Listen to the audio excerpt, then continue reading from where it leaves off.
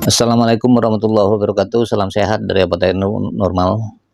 Bro, saya bercerita lagi mengenai bagaimana perjalanan pekerjaan saya sebagai kuli bangunan yang pada video sebelumnya saya sudah cerita kepada Anda bahwa kebanyakan daripada teman-teman ini kan kalau bekerja di kuli bangunan itu kan untuk menekan biaya, mereka tuh bawa nasi dari rumah.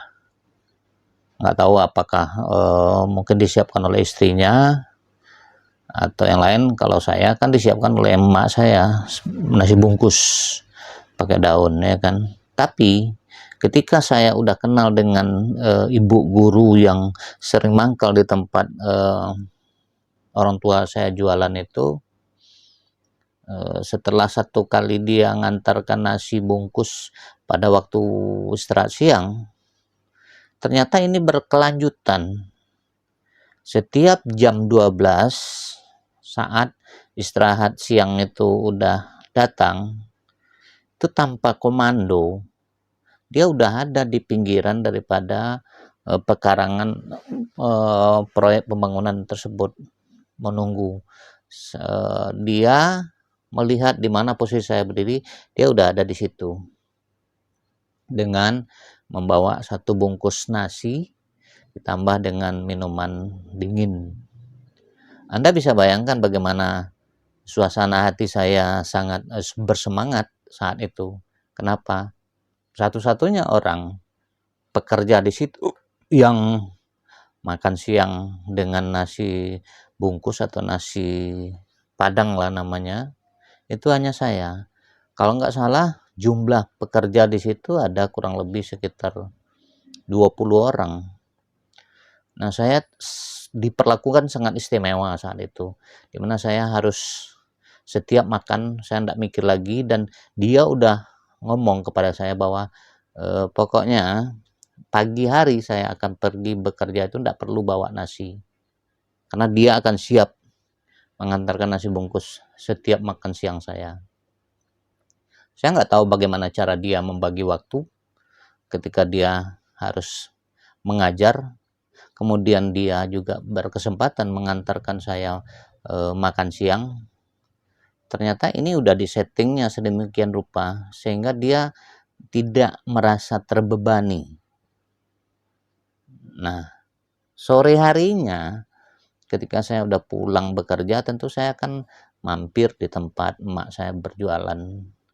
Ternyata ada beberapa hari yang kadangkala dia tidak langsung pulang, dia tunggu saya sampai saya habis waktu jam bekerja dan kembali ke tempat emak saya berjualan. Nah, dia udah nunggu di situ. Saya tidak pernah berpikir macam-macam tentang beliau ini, karena saya justru sangat respect sama beliau. Beliau adalah seorang pendidik, beliau adalah mempunyai karisma yang luar biasa, sehingga saya ada rasa yang gak enak gitu. Respect luar biasa kepada mereka ini, kepada beliau ini, dengan tutur kata dan pembicaraan yang sangat sopan.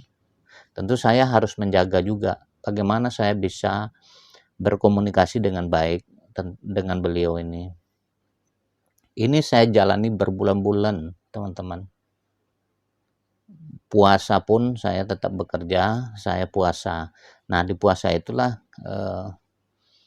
mungkin saya tidak bawa nasi, saya berusaha untuk puasa, dan saya ngomong bahwa saya puasa, jadi nggak usah dibawakan nasi, kan gitu.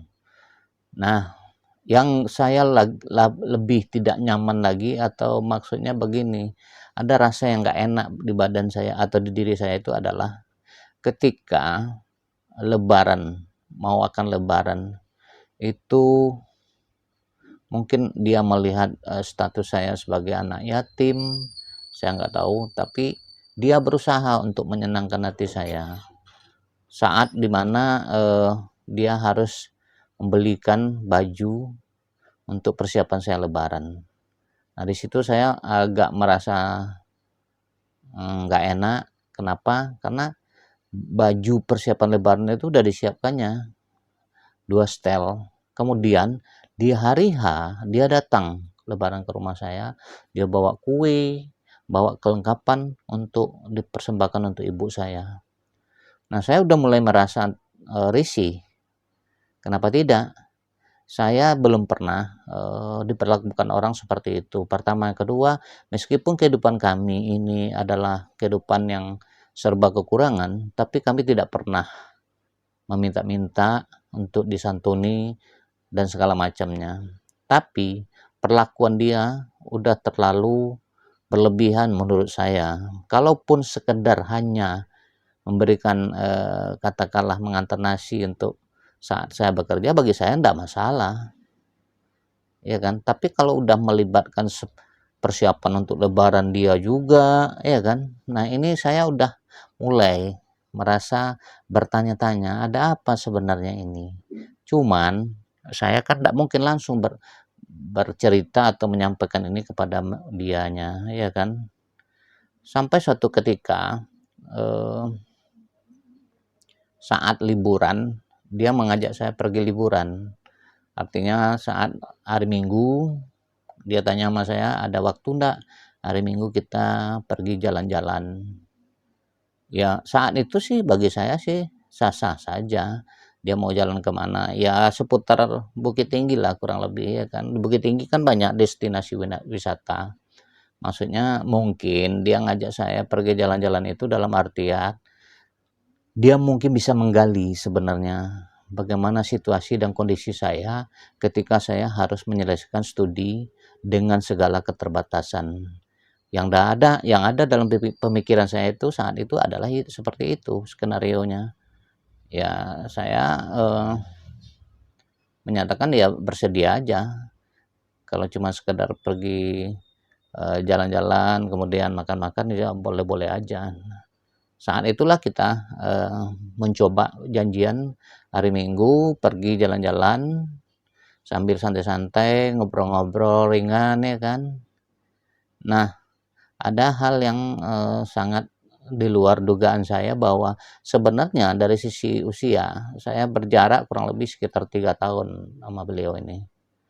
Tapi dia bilang, bagaimana kalau seandainya